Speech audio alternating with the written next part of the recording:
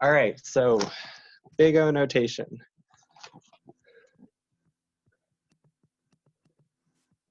Is the topic of today. Or I guess I have a question.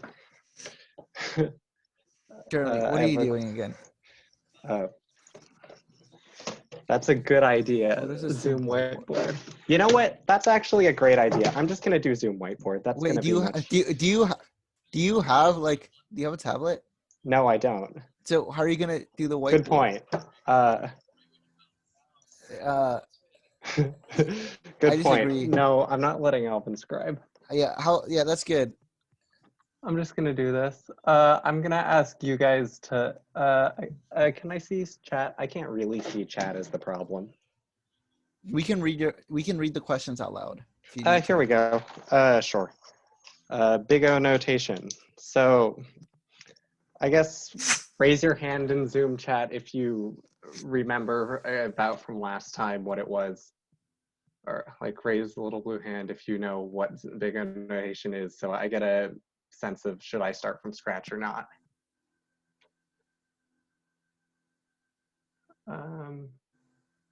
Okay, we have a lot of people. All right, so I'm just gonna go over a little bit of sort of what it is, give a basic overview, but I'm just gonna go kind of quickly. So big O notation is what we're going to use to describe how fast an algorithm runs. Such as, let's say we have the algorithm for I equal to 0 to n sum, which let's just call this some integer, and we assign that to sum plus 1. So what this means is it's just a for loop going from 1 to n, and every single iteration of the for loop, we're adding 1 to sum. Now, this inside part, it is a constant amount of operations. Now, what that means is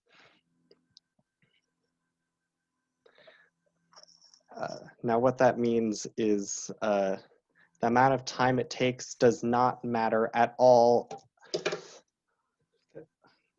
is not based at all on what any of the variables are. Like sum can be any number, and it would always take the same amount of time for this inner part to run. This outer part is linear, and that essentially just means it runs n times, such as I is equal to 0, then it runs, so it'll run once for I equal to 0, once for I equal to 1, once for I equal to 2, and so on all the way to n, so it'll run n times. We'll notate that O of n, because this for loop is running n times, or we say it grows linearly with respect to n. So it's a linear algorithm. You can think of what big O notation does is it tells you how fast an algorithm grows with respect to some part of the input. For example, a linear algorithm would grow linearly with respect to the input. So let's give a graph. Let's say this is n for this, for n, and this is how long time it takes. Time it takes, it'll look kind of like this because it's a linear function, O of n, it's linear. Or let's say, I guess I'll label that, O of n. Let's say it was quadratic. That would be O of n squared. Then it would grow quadratically with respect to n. So maybe that, so that would look something kind of like this. O of n squared. Notice O of n squared grows faster than O of n, and so on. Like O of n cubed would grow faster, O of 2 to the n would grow much, much faster. And what you have is a nice way to represent how fast an algorithm grows with respect to some part of the input. Any questions? Just like say them out if you have a question.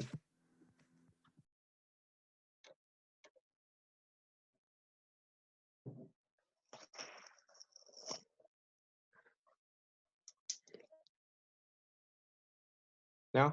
All right.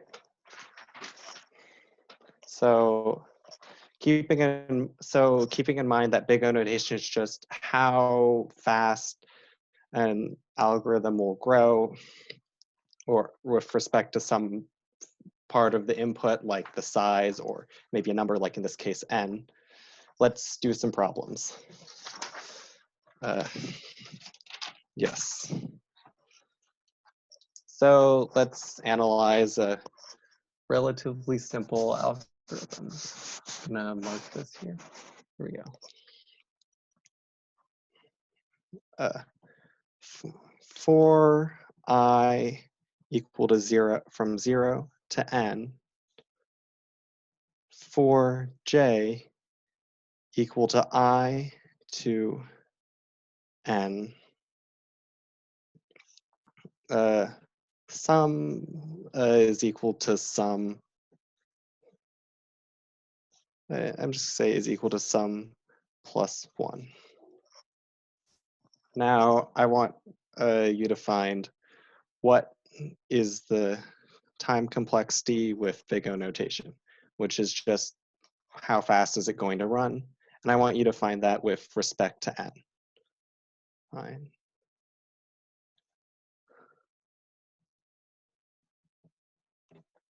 So yeah, I guess I see a lot of people in the chat are already saying it. N squared, right? Yeah, that's right. And I guess Alvin, you said n squared. Why is it n squared? The inner loop is O of n, and the outer loop runs n times as well. So you have like n times n basically. So you're saying the inner loop is O of n, right? Yes, sir. So how do you know that? Because for the inner loop, let's say when I is equal to 0, yes, it'll run n times.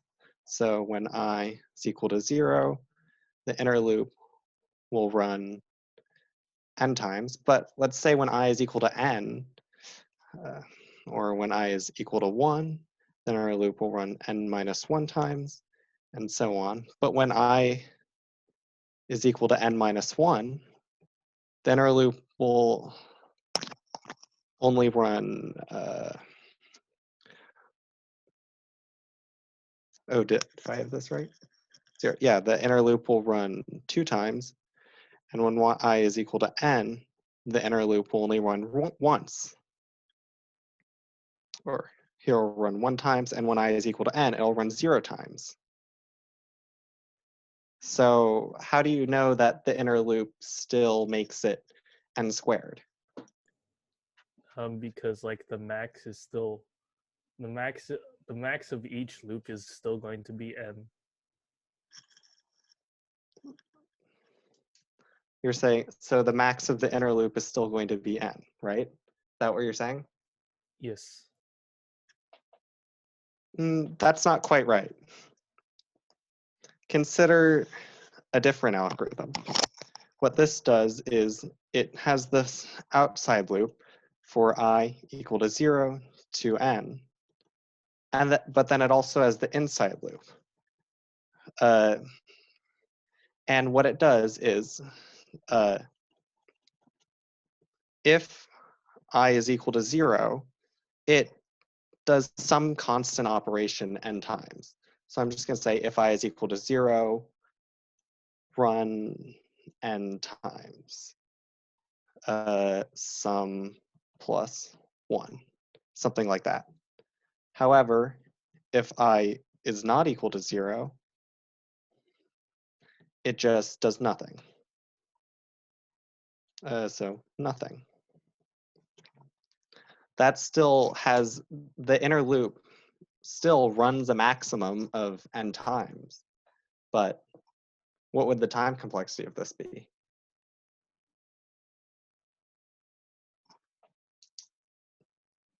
Think about counting it. I is equal to 0, so I is equal to 0, it runs n plus another n times, but then when I is equal to 1, it runs 1 time, then when I is equal to 2, it runs 2 times. So you get something along the lines of n plus n-ish times, which is clearly O of n, or linear. So it's not that the inner loop runs a maximum of n times. So do any of you have a different way to explain why exactly this algorithm is n squared? I guess if you do, raise your hand.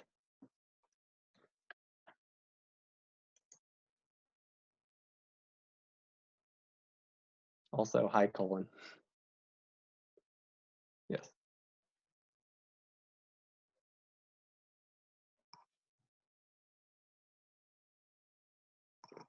I don't see any hands, so I guess I will explain it. So the reason why for I equal to 0 to n and for j equal to I to n is for the sum equal to sum plus 1, why this algorithm is n squared. It's not really because there are 2 for loops and the middle one runs at most n times. It's if you just count, you have, let's say we just start counting with this. The first run, like I have here, it runs n times. The second run, it runs n minus 1 times. Third run, it runs n minus 2 times, and so on to eventually n minus 1 times, and then n times, or no, eventually to 1 time, and then 0 times. So to get the time complexity, what you would end up doing is you would end up summing 1 or n plus n minus 1 plus n minus 2 plus ... all the way to 1 plus 0. And you would end up summing this.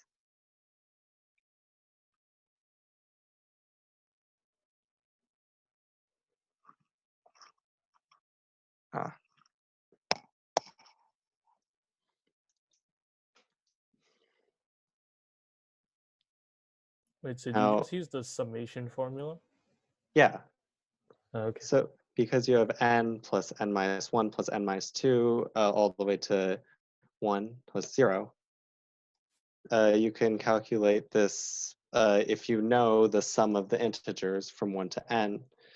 This is a formula which you might or might not know. If you don't know it, also something to kind of understand where it comes from.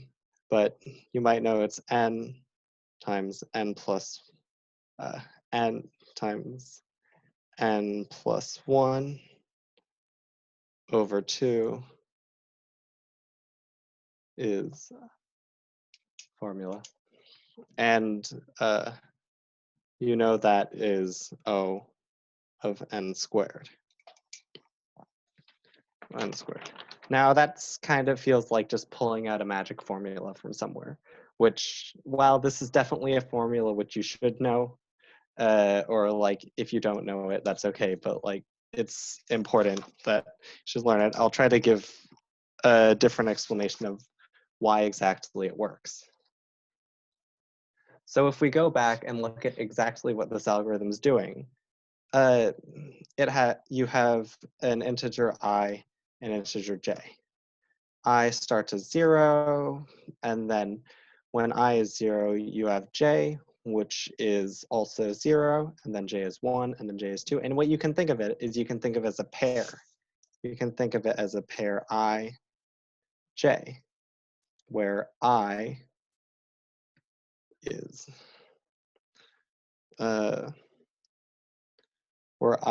less than or equal to j. And because what you're doing here is you're iterating for I equal to 0 to n, and then for j equal to I to n, what you're doing is you're just finding all of the different pairs where this happens. So we can write those in a little table.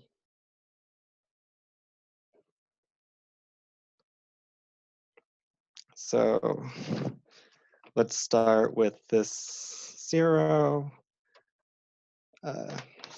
this 1, this 2, and then dot, dot, dot, and this n. And then similarly, 1, 2, dot, dot, dot, dot, and this n, 0, 1, 2, dot, n. So we have the pair 0, 0 here. We have the pair 0, 1 here. We have the pair 0, 2 here. And like you can just keep filling these in, dot, dot, dot, 0, n, and whatnot. And you keep filling these in. And the pairs that fulfill the property I is less than or equal to j, it's only half of them. That probably, or it's not only half of them, but it's half-ish of them.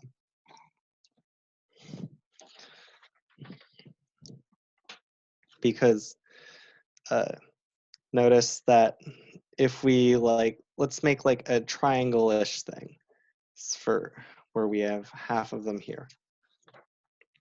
Here we know that all of the ones here will have I equal to 0, and that means that any of will have I equal to 0, and that means any of the values j here will work. Here we have I equal to 1, we have to have j 1 or greater and whatnot. And if we do this, then we'll have, then what we have is half of the things are I less than j, not half. Almost half are I less than j, almost half are I greater than j, and then n of them, and then n different things are I equal to j. So you have three cases: the case I less than j, the case I greater than j, and the case I equal to j. And the total amount of cases you can get from multiplying all of the things from filling in everything in the table, which is n times n, so n squared cases. So you have n squared total cases.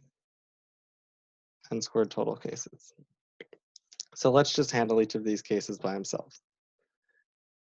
The case of I is equal to j, you know that there are n possible values of I, so there are n and j, so that means that there are n different possibilities for here. For here you have I greater than j and I less than j. For these, I think it makes sense, and you can convince yourself that each of these is 1/2 of n squared, which is the total cases, minus n, which is the amount of cases that we just did. We're looking for the amount of cases with I less than or equal to j. So what we want is we want half minus n. So what we want is we want to include this case, because that's the case where I is less than j, which we know is a valid pair that we're counting. And we have this case, I is equal to j, which is also a valid pair that we're counting. So what this algorithm does is we have n squared minus n over 2 plus n. That's the amount of pairs that we're counting for I and j. If we add this, we have that equal to n squared plus n over 2, which, if you notice, is actually the same thing as the summation formula over here. And we know this is equal to O of n squared. And using the logic of just counting the amount of pairs, we also have the time complexity. All right.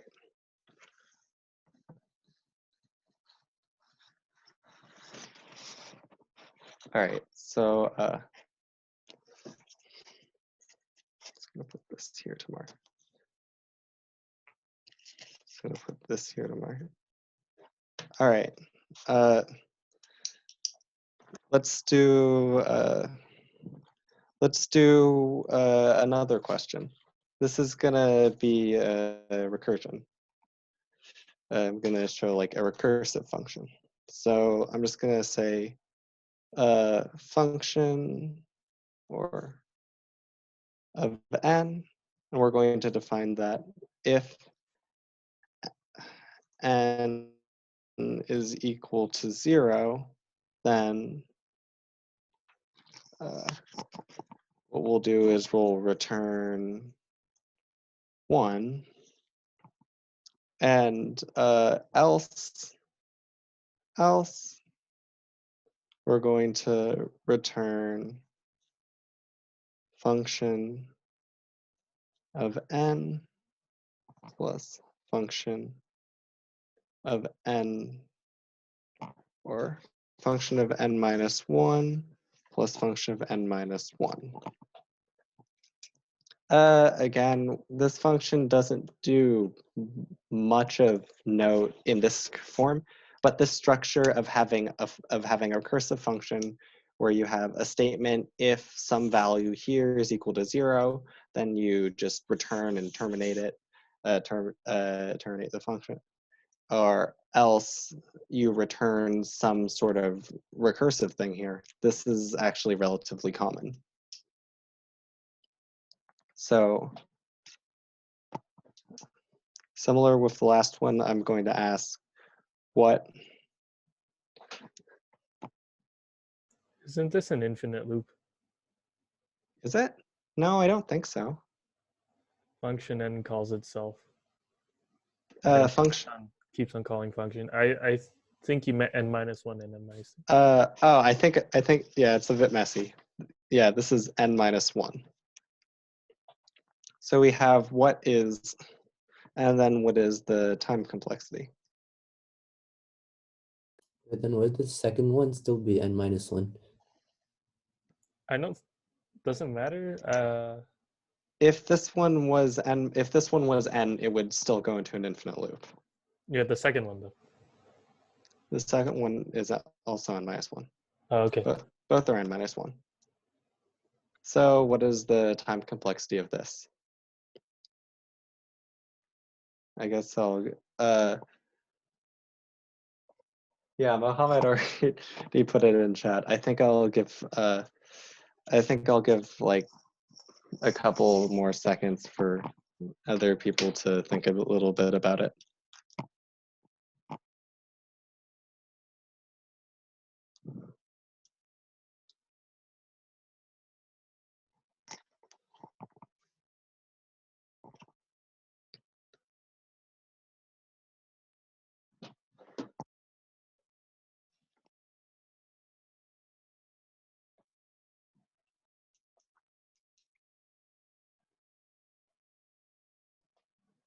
All right, I'll continue.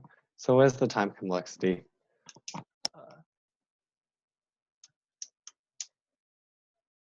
I guess I see some people arguing a bit in chat about it.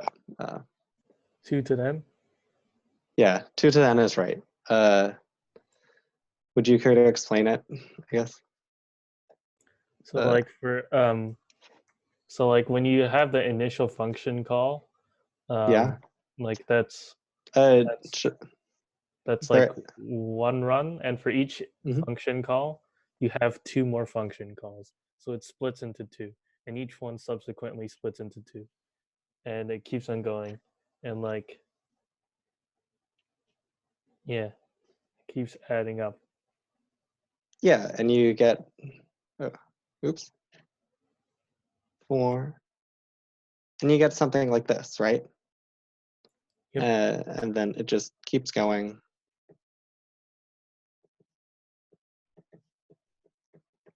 Like down, and then eventually you just get, oh, what would this be? This would be like, and then you just get a bunch of things like, I don't know. You can actually figure this, but I'm just gonna say like I, and then and then this is some like big number, and then this is n, which is what we're passing into the function. Drawing out the tree is really useful if you're just kind of confused about what time complexity might be. Like even with some more complex things, even if you don't draw it out, just like thinking about it like this is nice. And now that you have this, you have to count all of these different calls because each of these calls is constant time. So Ivan, I guess you were talking about it. How exactly do you suppose we'll count all of these calls?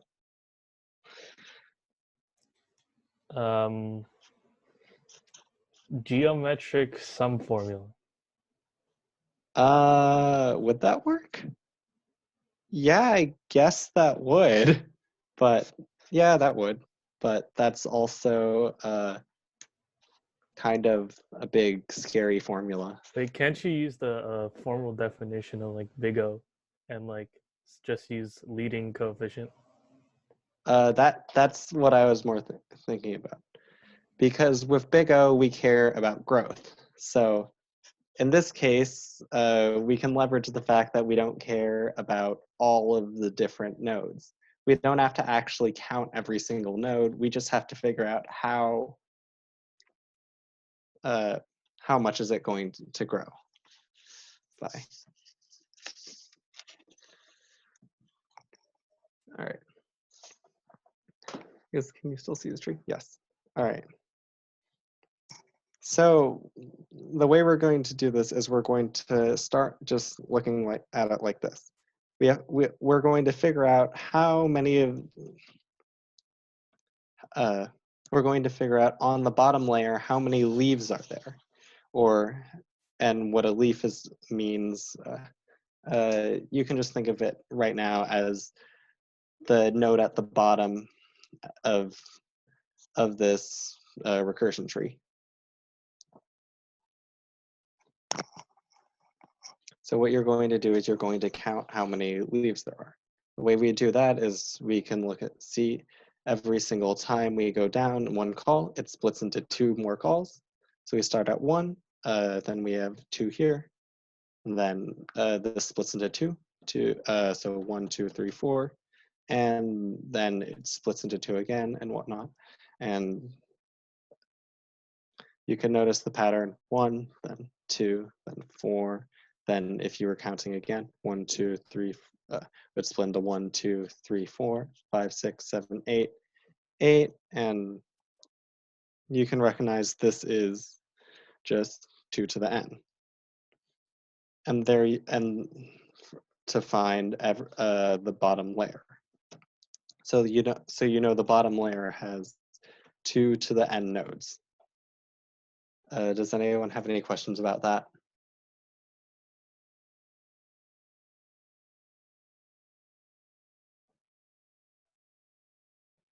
Okay. Now what we're going to do is we're going to show that all of the other layers cannot have more than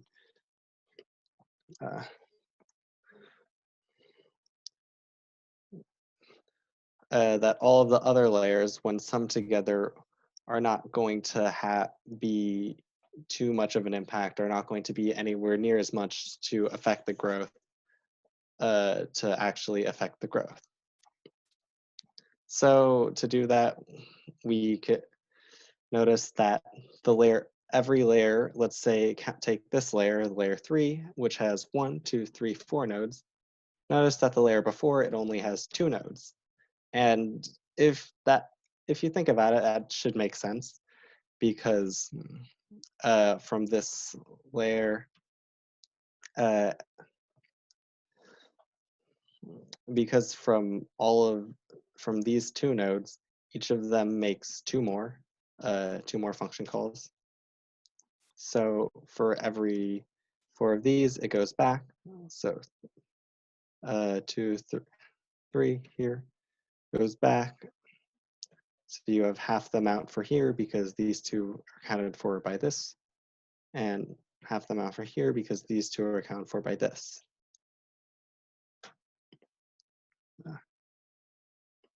So you know that the layer before, the nth layer. So let's say this is layer 1, layer 2, layer 3, and then layer n. So the n minus 1th layer will have 2 n minus 1 layer 2, which is equal to 2 then minus 1 nodes. And a layer below that will have 2 to the n minus 2 nodes, and 2 to the n minus 3 nodes, and so on. And the total amount of calls in the tree will then be 1. Will then be, or it's like it's 2 to, and then which is equal to n minus 1. Then we have 2 to the n minus 1 over 2, which is 2 to the n minus 2. And then 2 to the n minus 2 nodes over 2, which is equal to 2 to the n minus 3 nodes. Now the total amount of nodes in the tree will be 2 to the n nodes plus 1/2 2 to the n nodes, or which is 2 to n minus 1 plus 1/2 2 to the n minus 1 nodes, and so on and so forth. Plus 2 plus 1, and then so on and so forth.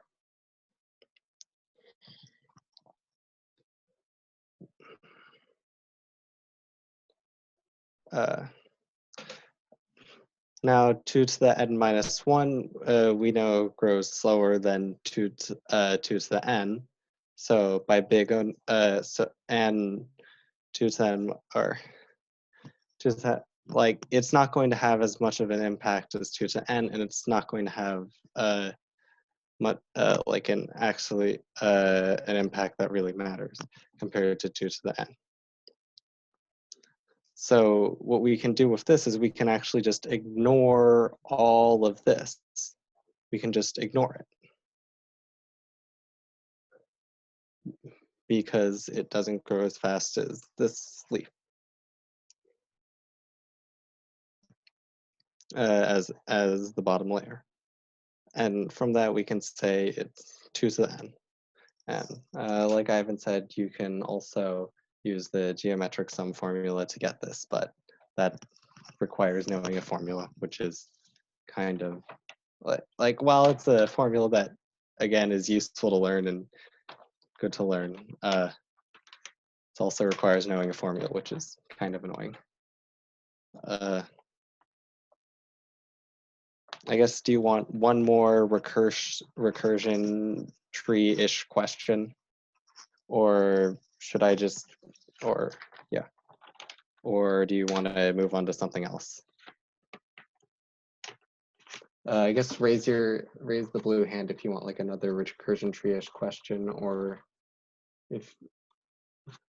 and don't if you want to move on to something else.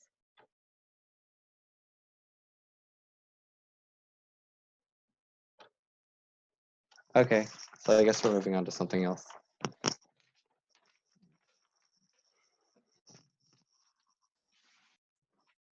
Oh, I ripped the paper. Sad. No, I ripped the paper. Wait, now I've got it.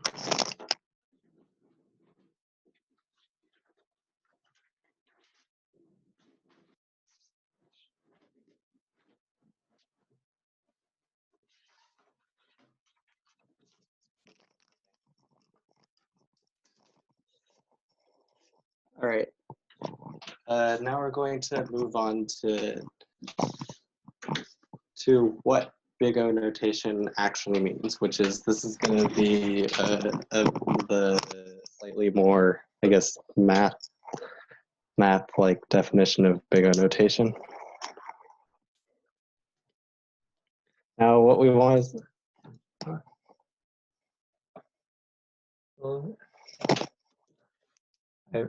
what? Take the limit, huh? No, I was joking. What? Oh, okay.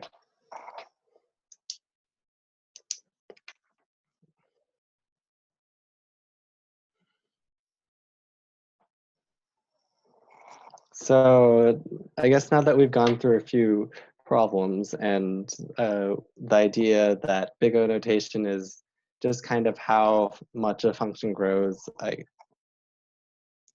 hopefully that's somewhat clear. I guess before we move on, does anyone have any questions about that? Just speak up if you do.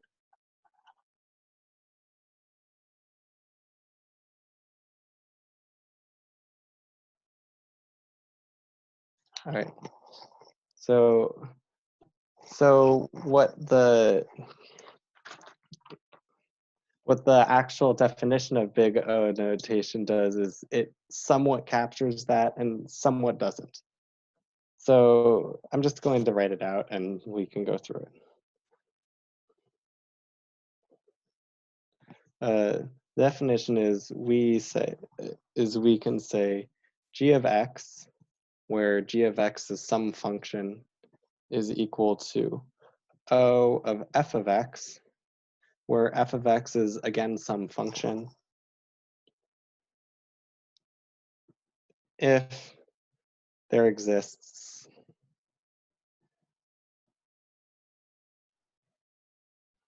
a number c, a c where just c is some random number, and another where c can just be any number, and another number a such that for all x, where x we're going to put into here, where x is just again a number, for all x greater than or equal to a, we have c of f of x greater than or equal to g of x. So what this means is we have a function g of x and we have a function f of x and a number c and a number a. C we can think of as some just constant, or you can think of it as maybe just a really big number. And a you can think of as like a limit, or not in like the mathematical sense, but like some floor where all of the x greater than a, you have this property. I guess this would also be good to draw out. Let's say g of x looks something like this, and it's just going to go up. And then we have f of x, which I guess can f of x, which looks kind of like this. This is g of x. This is f of x. And what this is saying is f of x will always be greater than g of x for x greater than a.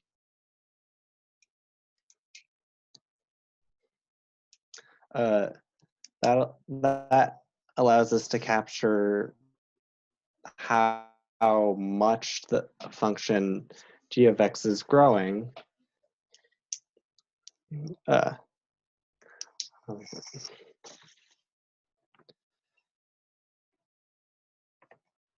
Yeah, and this allows us to show how much exactly g of x is growing. By saying, let's say we have a complicated function like x squared plus x plus 2 or something, which this has a bunch of terms and is kind of annoying. What we can do is we can simplify it down by just having it a single coefficient c times f of x, which we can make any function as long as c of f of x is going to be greater than g of x, as this is going to be just, you can think of it as x gets really big, or as x gets really big. So let's call this g of x. And then one thing we can have f of x be, we could have f of x be x cubed, like 100x cubed, which we know is definitely going to be greater than this, but we know this is going to be an upper bound. But the thing about that is that's not a very useful upper bound, because 100x cubed is really big compared to x squared. So what we can do instead, so that's why when we normally use big O notation, wait, what did I say? That's why when we normally use big O notation, we try to make it so f of x, so c of f of x with that constant c is going to be as close to g of x as possible. So that's why we'll have it O of x squared. And we also want it to be f of x to be really simple, so it's nice and easy to think about. So that's why we'll say of O of x squared, opposed to other stuff.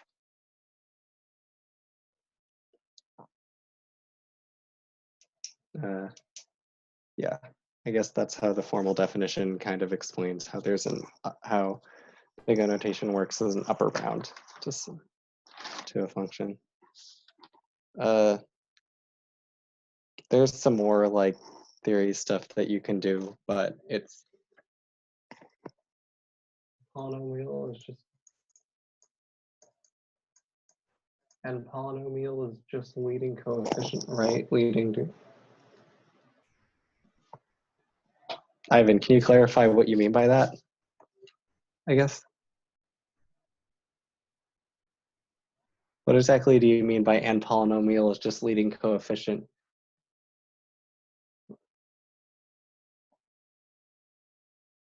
Polynomial is O of n to, yeah, I think polynomial functions, or yeah, I think that's for our algorithm to be polynomial is O of some polynomial, which is x to some degree, some positive degree.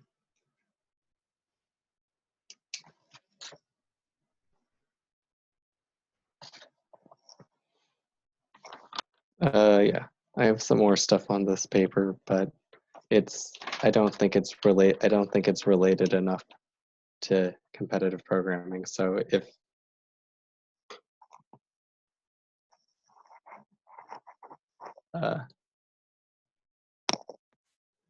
yeah. All right, so I guess that is explanation. If people have questions, question away now, as big O notation is important, and you must understand it.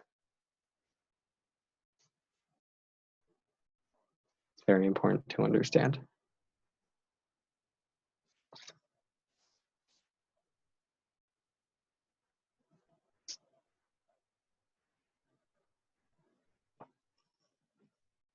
questioning away and people do not seem to have questions. Or they may else be very confused. Hopefully it is that they do not have questions and that it will be it then. Unless you guys want one more problem. I guess raise your hands if you want one more problem. Or what about as x approaches infinity? Oh, what about as x approaches infinity? G of x over x approaches 1.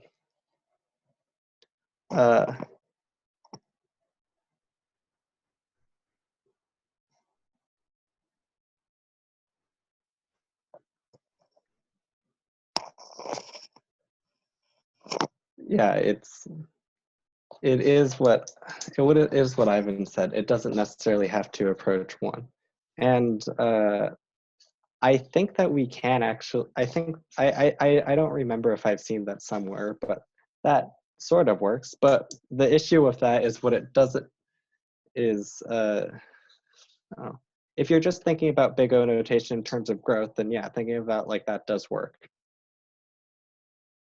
But at least the definition I remember seeing is this one with some value where C of f of x is greater than or equal to g of x. I don't. Yeah, for growth.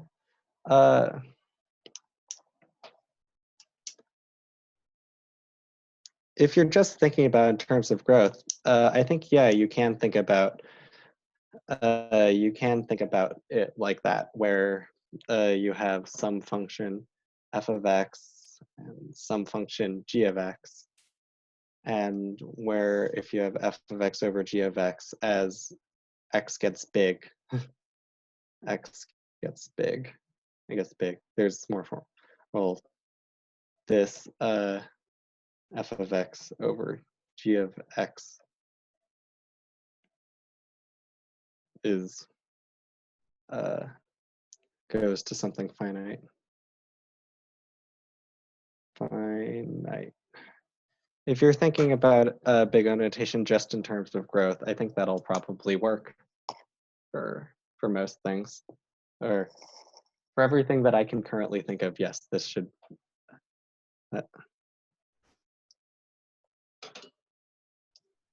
I guess not just about the formal definition, because admittedly, how exactly you define it for competitive coding, at least, is not the most important.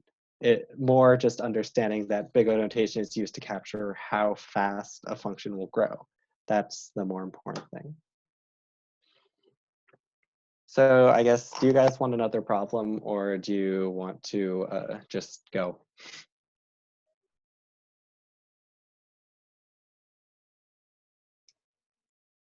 I guess raise your hand if you want another problem. Flip a coin. Sure, I can flip a coin. Heads we stay, tails we leave. Do I have a coin here? I think, yeah, I do. I have a penny on hand. Yes. What's this? Tails. Tails leave, but Kennel says they want a problem, and Mo is like, well, bye. I mean, if you want to stay, or I'll just give the problem. I'll give another algorithm, which I think is kind of interesting to think about, and which again, you're going to, it has a form which you're probably going to see later at some point. I'll just give it to you, and then we can go. I have it written down. Where is it? I want to make sure I get it right. Yeah. This is another recursive thing. Func of I, j, if I is equal to 0 or j is equal to 0, return 1.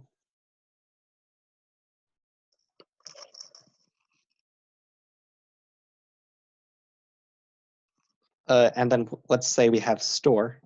which store is just going to be a random array, which we're just going to say, because let's say has enough length for all I and j. So if store of I and j, let's say all of the initial, we know whether we've accessed store or not. If you want to actually implement this, you can just set store to have a default value and check to see if this default value exists. But we're just going to say, let's say if we set it, so if store of A was set, then we return it, return store of ij. Else, what we'll do is, set store of ij equal to functive I minus 1j plus functive I j minus 1, and then return it. Return store I j.